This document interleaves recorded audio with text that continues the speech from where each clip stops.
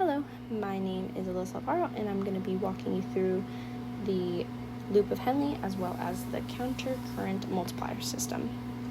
So first, some definitions.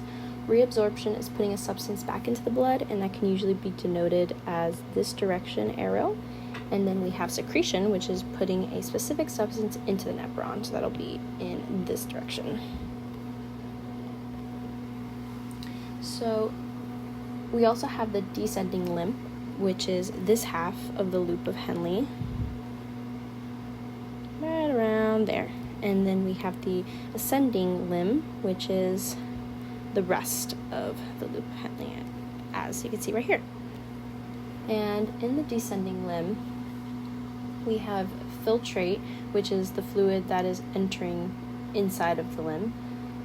This filtrate is coming from the proximal convoluted tube and is isotonic to the blood or interstitial fluid. So isotonic means having the same concentration of solute. So the filtrate that is entering the descending limb has the same concentration of solute as the blood or interstitial fluid outside of it. And that is denoted here by the 300 milliosmoles. And as the filtrate begins to go down the descending limb, water moves passively out of the descending limb, as you can see here through the aquaporin channels. And as the water begins to exit the descending limb, we can tell that it is therefore permeable by H2O but impermeable to ions.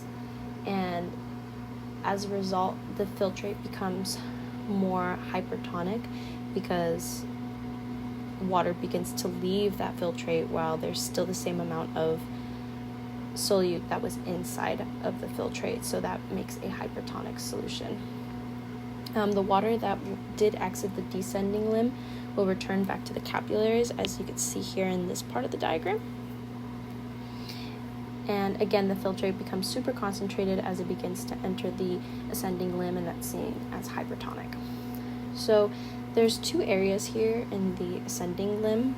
There is the thin segment that you can see here, and then there is the thick segment that is denoted as this part. So in the thin segment, we have urea entering, and then we have the passive reabsorption of Na plus and Cl minus. Then we also have the thick segments, which have active reabsorption, as you can see here in the ATP channels. The active reabsorption allows for the potassium plus and the chloride to be reabsorbed, and then there is the again passive reabsorption of the Na plus. Most ions remain in the interstitial fluid, which makes the fluid hypertonic, whereas the filtrate begins to become more diluted, which becomes hypotonic, as you can see here in the 100 milliosmol.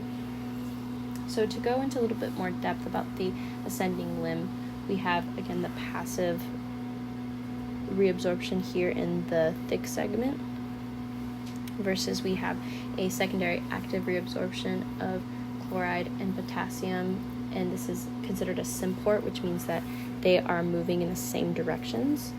And the Na plus is actively reabsorbed into the interstitial fluid after that, whereas the chloride just naturally follows the Na plus into the interstitial fluid, and then the potassium passively returns back to the filtrate. This is a process that is used in order to maintain high solute concentration in the interstitial fluid. So now that you have all this background, I'm able to go into the countercurrent multiplier system. So the counter flow, which is the flow in opposite directions in the ascending and the descending limb, as well as the close proximity of the two limbs, allow for interactions between both of the limbs that essentially affect the activity of the other. So the ascending limb affects the activity of the descending limb.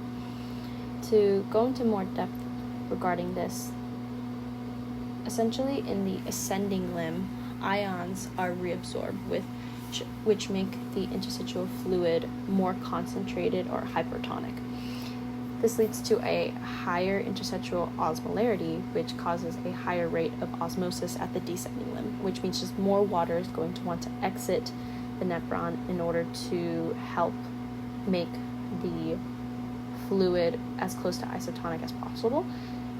But this high osmosis rate leads to a more concentrated filtrate. So this positive feedback loop mechanism continues over and over again until the progression stops due to a maximum concentration being reached in the inner medulla, and this maximum is determined by the capacity of the active transport pumps working along the lengths of the thick segments of the ascending limbs. And ultimately, the countercurrent multiplier system allows for the increase of the concentration of the renal interstitial fluid from 300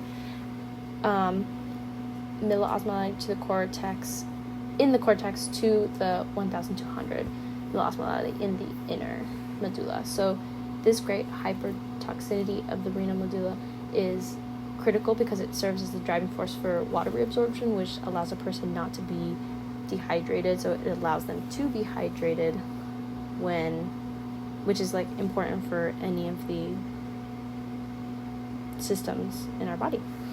And that's everything that you need to know about the loop of Henle as well as the countercurrent multiplier system. Thank you.